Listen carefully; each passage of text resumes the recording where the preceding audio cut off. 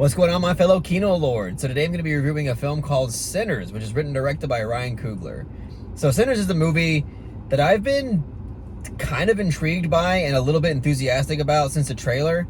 Mostly because I think like the marketing for it has been quite incredible. I think it's been able to showcase a lot of unique qualities in what the film could offer without really showing much at all. At least in the trailers that I've seen, it's been incredibly sparing with how much content it's actually showing. And I felt like this looks like it could be a quite original and fresh concept, with something that we haven't seen in a long time. And when it comes to the director, Ryan Coogler, I've never really been a huge fan of his, to be honest. Like, granted, I haven't seen Fruitvale Station, which I hear is arguably his best work. But the Black Panther movies to me are mid. But that's also not necessarily like it's not something that is necessarily a Ryan Coogler problem. I just think I just don't fuck with Marvel really at all. But I also wasn't really a fan of Creed either, and I know that was a bit of a hot take when I came out with that review. But I thought Creed was kind of meh. And Judas and the Black Messiah was a pretty good movie, so I'll give credit due there. But overall, I haven't really seen much of Ryan Coogler that really would make me super excited to see a film from him. So it was really the trailer and the marketing for this movie that kept me enthusiastic for what this film had to offer. And coming out of Sinners, overall, I think that this is a pretty great movie. This film has a lot of hype around it, and I think a lot of that hype is well deserved, mostly because of the fact that I feel like we haven't had a large scale, blockbuster, big budget type of movie that was this fresh and original. Not that it's original in the sense that all the ideas in it are brand new. I think there's clearly a lot of influences that this film is drawing from. But just in terms of a big blockbuster type movie that isn't part of a franchise or a sequel or a reboot or something, it's in a horror movie basically. This movie is, at least half of it should be considered horror. And it's really, it's just you always got to appreciate a film that's this large scale and has this much enthusiasm and has this great amount of reception. That's a more or less original concept plus horror. You have to just appreciate that. So yeah, and it actually being quite good. After me seeing it, my opinion is that it is quite fucking good. I just think that's awesome. I think it's really awesome. And then Ryan Coogler shooting this shit on 70mm IMAX. I think that's badass too. But yeah, okay, so you already know that I think this movie is great. Here's what I'll say about it though. The first act of this movie, I'll say the first 25, 30 minutes, maybe even more, it was really difficult for me to feel invested in it. I think it has a really cool opening scene. The opening scene in this movie takes place in a church. And I think that opening scene is, for me personally, it really hooked me. Just from the use of editing and sound. I think it again, it just reeled me in and made me interested to see what this movie was going to offer from that point on.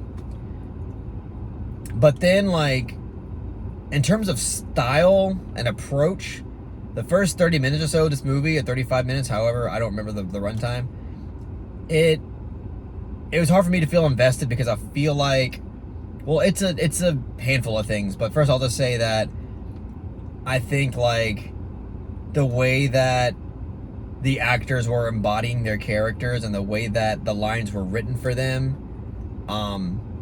it just felt very movie-like. I didn't really feel much authenticity in it.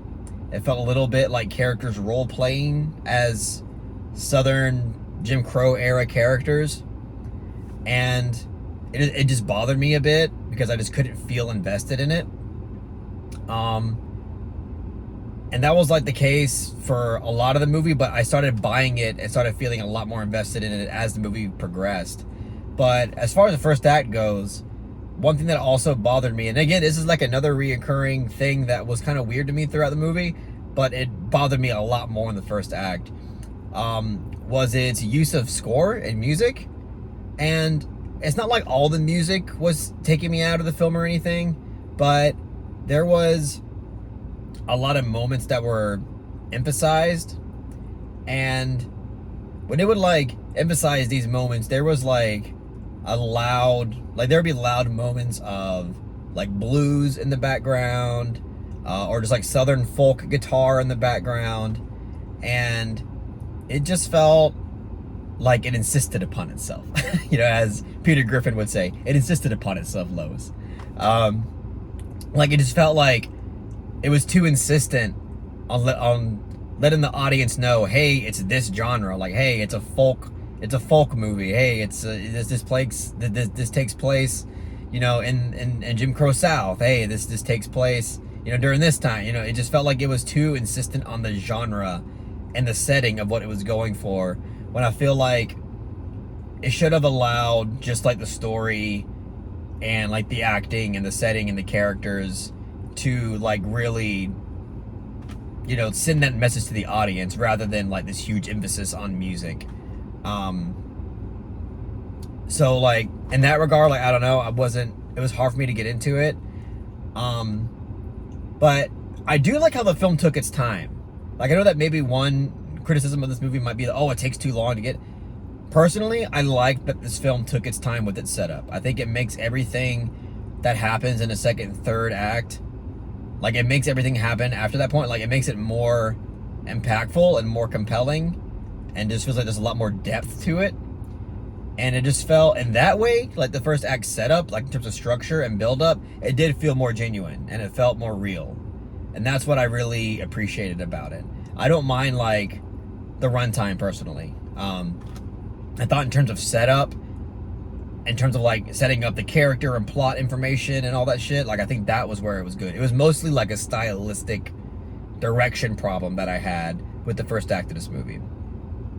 But the second and third act of this movie, I was very much on board with so much of what this movie was doing. And again, like for those of you who don't know, like this kind of turns into like the first act of this movie feels like a very like huge budget, you know, large scale, you know, big scope kind of movie where you have like a lot of open background, you have a lot of, you know, extras, you have a lot of, you know, a lot of ambitious stuff going on to make the setting feel realistic. The second and third act feels a lot more like a chamber piece. Like everything is mostly taking place in one location, and that's where I feel like the film really got, like I personally felt a lot more invested into the movie. Like when the vampire element started getting incorporated, I thought it was very smooth with that. And it can be very difficult to take what is essentially at first, at face value, what seems to be like a grounded, rooted to reality kind of movie, and then all of a sudden transition into the supernatural.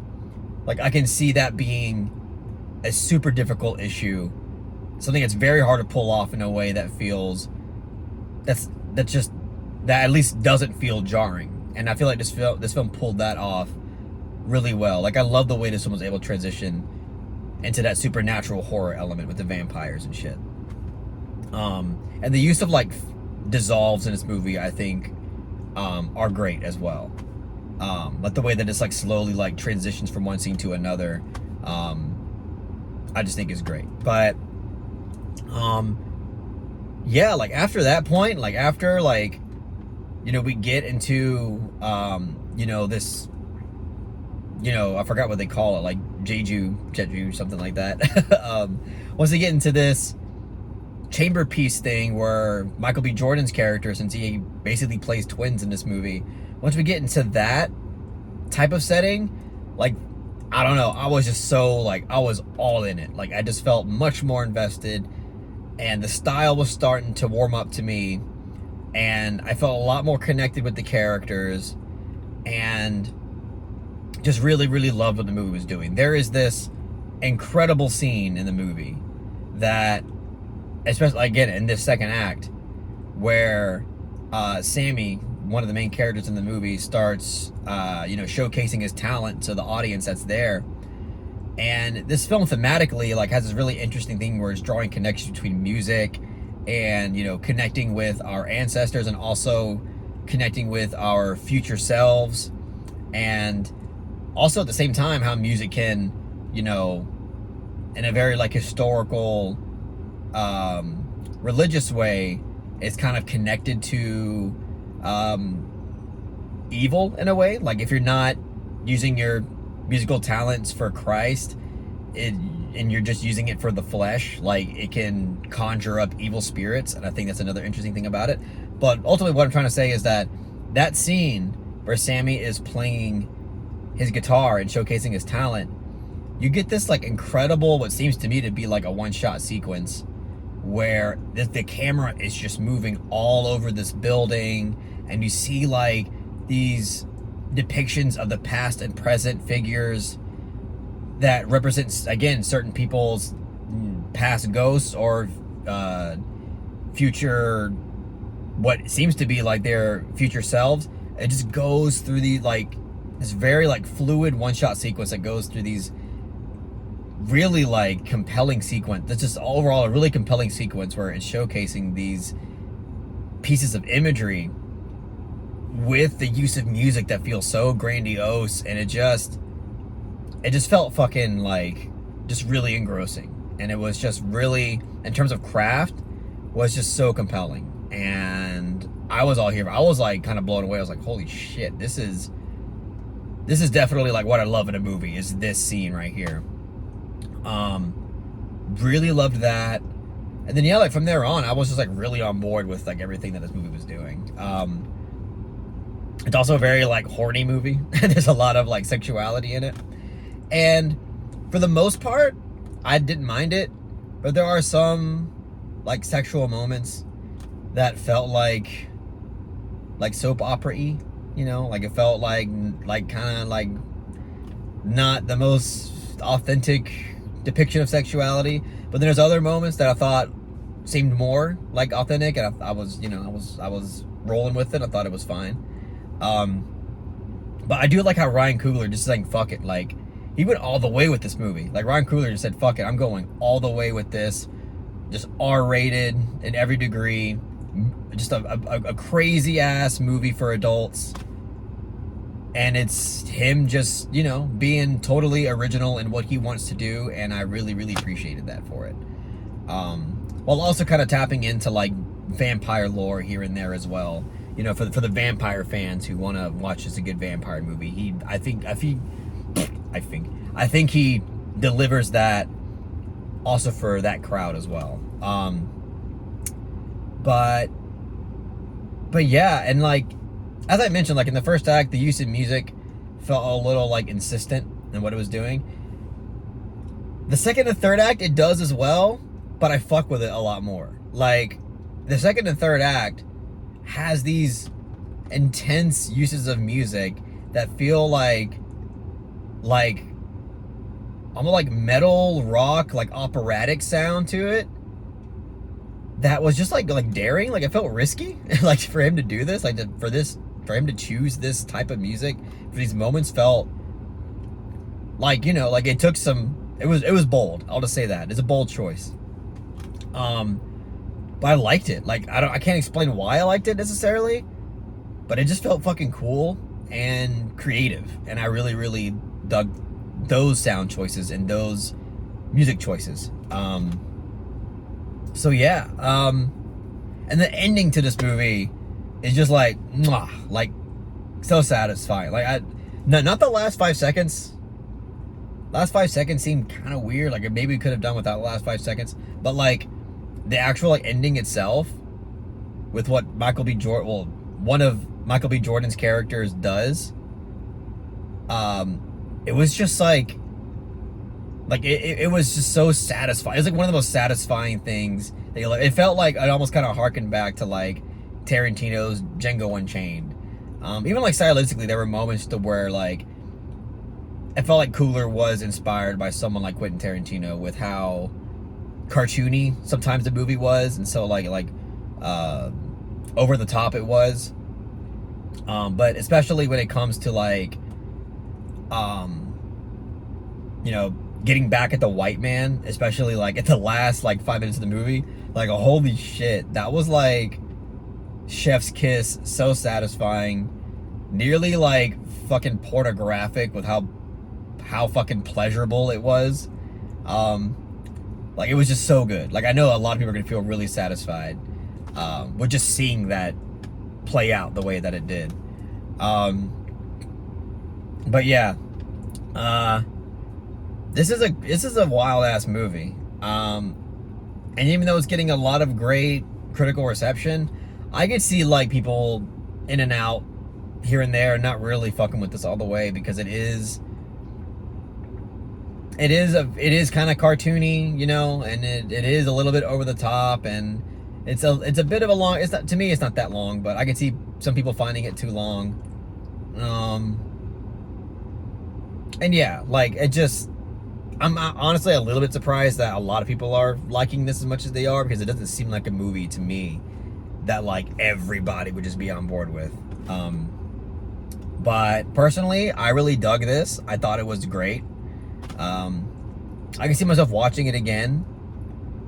And one thing that I also did like was how because this movie is called Sinners, so there is the thematic topic of religion that gets brought up in here, specifically Christianity. And I did enjoy how this movie does kind of like express in many ways how the Christian religion was forced upon the African American slaves, and the religion that they had and the gods that they believed in, or the spirituality that they had, has been gone because of this like forced indoctrination of the Christian religion onto African Americans.